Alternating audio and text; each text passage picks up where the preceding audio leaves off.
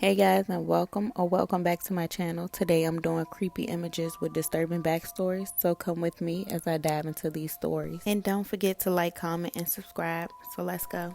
First on the list we have James Bulger and his kidnappers. In 1993, 2-year-old James Bulger was kidnapped in a busy Merseyside, England shopping center when 10-year-old Robert Thompson and John Venables distracted him from his mother and led him by hand out of the building. CCTV showed Thompson and Venables looking at several children before selecting James as their target.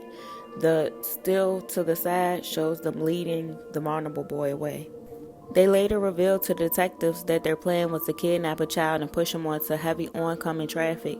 They instead took James to a nearby canal and tortured him before ending his life by dropping a weight on his head. When they were arrested, the public was so disgusted, and due to the mounting number of death threats, both of the boys, now in their 30s, had to have their identities changed. Upon reading the case, I actually found it to be a lot more brutal than this summary, but that will be for you to dive into if that's something you want to do. Next on the list, we have the aftermath of 1997 Heaven's Gate in San Diego, California. On March 26, 1997, police discovered the bodies of 39 members of the group who had committed mass in order to reach what they believed was an alien spacecraft following Comet Hale-Bopp. All members were dressed in dark clothing and Nikes. Diving into an M scene. 26-year-old Christina Tina Watson was enjoying her honeymoon in 2003 with her newlywed husband David Watson. The pair had booked for a scuba diving trip to Queensland, Australia. According to Watson, his wife had been pulled under the water too deep and he was unable to save her in a strong current. Although another witness on the dive said he saw Watson bear hugging his wife as she sank and swam in a different direction. This disturbing photo added to the gruesome crime scene. A diver's son during the trip had underwater photos developed, and Tina's lifeless body could be seen floating in the background.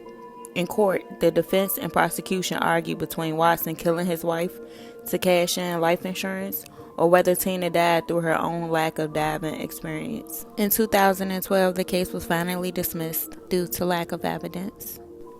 The most beautiful. A photograph of Evelyn McHale taken just 4 minutes after her death is known now as the most beautiful. McHale jumped from the 86th floor observation deck of the Empire State Building on May 1st, 1947. Nobody understood what caused her to jump, and she didn't appear depressed to those closest to her. In her coat pocket, there was a black pocketbook that read, "I don't want anyone in or out of my family to see any part of me. Could you destroy my body by cremation? I beg of you and my family, don't have any service for me or remembrance for me. My fiancé asked me to marry him in June. I don't think I will make a good wife for anybody. He is much better off without me. Tell my father I have too many of my mother's tendencies." Pogo the Clown. John Wayne Gacy, aka Pogo the Clown, was one of the most terrifying clowns in his time. During the 1970s in Chicago, he lured 14 young men and boys into his home and tortured them before them. He then hid the bodies in the crawl space under his own home while he lived there, married with his wife and 2 children. 2 young children at that. They were unaware of his horrific crimes at the time. In 1994, he was sentenced to death by lethal injection. Before his death, one of the last sinister quotes was, "The dead won't bother you. It's the living you have to worry about." The next tragic story is about Omeira Sanchez, the young victim of the Amaro tragedy in Colombia. Omeira was a 13-year-old Colombian girl killed in Tolima by the 1985 eruption of the Nevado del Ruiz volcano.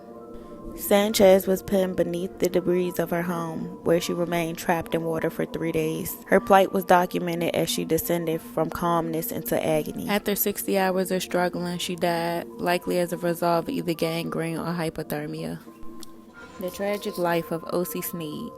In 1904, 24-year-old O.C. Sneed was administered a lethal overdose by her own family so they could collect the $32,000, roughly $850,000 today's money, insurance money. For unknown reasons, O.C. was hated by her mother ever since she was born. When O.C. fell pregnant and gave birth to a daughter, her mother told her the baby had died, then kept her drugged on morphine and forced to stay in bed. The reality was the baby had been adopted. When Osie's family finally blanked her, they told the doctor who visited the home it was blank, even faking a note. Her family members were eventually caught out on their sinister crimes. They were found guilty of administering a lethal OD, faking a blank note, and cashing out a fraudulent life insurance claim. The way they treated her was absolutely terrifying. The Diet Love Pass group.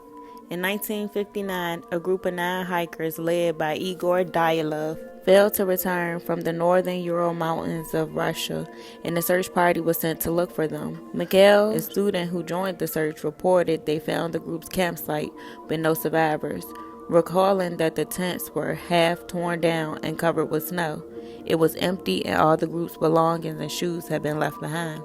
Disturbingly, the tents had been cut open from the inside, and footprints that belonged to the group led to the woods nearby.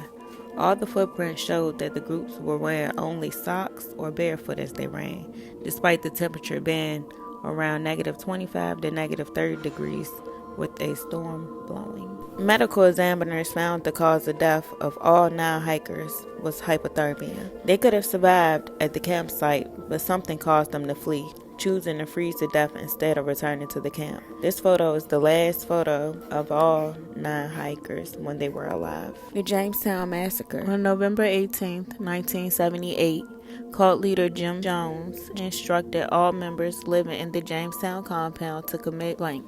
918 people died, 1/3 which were women and children. Jones started his cult, originally named People's Temple, in Indianapolis, Indiana, but then moved to Redwood Valley, California in 1956. He wanted this to become his utopia. Concerned about what was going on within the compound and the treatment of the children, authorities launched an investigation. Panicked, Jones told his congregation, "If these people land out here, they'll torture some of our children here. They'll torture our people. They'll torture our seniors. We cannot have this." He then urged everyone to quickly drink a punch that contained grape juice. The Jonestown Massacre was the most deadly single non-natural disaster in U.S. history until the 9/11 attacks in 2001. This says massacre, but clearly this is cult behavior. Before the Amityville Horror. In 1976, when the family captured this photo together at their home, 112 Ocean Avenue, Amityville, they had no idea that this would become one of America's most talked about horror stories.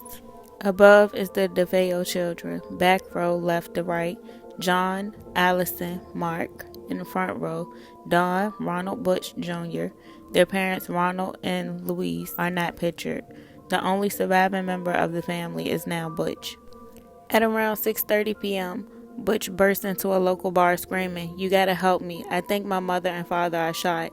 When the police arrived at the family home, every member of the family had been shot in their sleep, execution style. After hours of police interrogation, it was discovered that Butch had shot all his loved ones. He told the police, "Once I started, I couldn't stop. It went so fast." The case has since become known as the Amityville Horror Story. Tyler Hadley's sinister selfie. 17-year-old Tyler Hadley sent his friends a text message inviting them to his house in Port St. Lucie, Florida for a party. He added, "Don't worry, parents won't be here."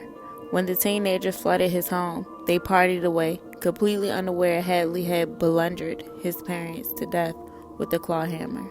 Mary Jo and Blake Hadley's bodies were found in one of the bedrooms by their son's best friend, Michael Mandel. During an interview with ABC News, Mandel said, Hadley says, "Mike, I killed my parents." And I said, "No, you didn't, Tyler. Shut up. What are you talking about?" Mandel said, and he said, "Mike, look in the driveway. All the cars are there. My parents aren't in Orlando. I blanked my parents." Mandel then entered the bedroom where he found the bodies and called the police. In 2014, Hadley was sentenced to 2 life sentences without the possibility of parole. This picture is the removal of Jeffrey Dahmer's fridge. In apartment 213, 924 North 25th Street, Milwaukee, police found one of the most disturbing crime scenes they've ever come across. Serial killer and cannibal Jeffrey Dahmer had aimed and dismembered 17 boys and men. He kept the body parts in his fridge so he could consume them later. In the picture to the left, police can be seen removing the fridge, including a human head and heart. His killing spree lasted for 3 years until 1991, when he invited a young man named Tracy Edwards back to his apartment in exchange for $100 to keep him company.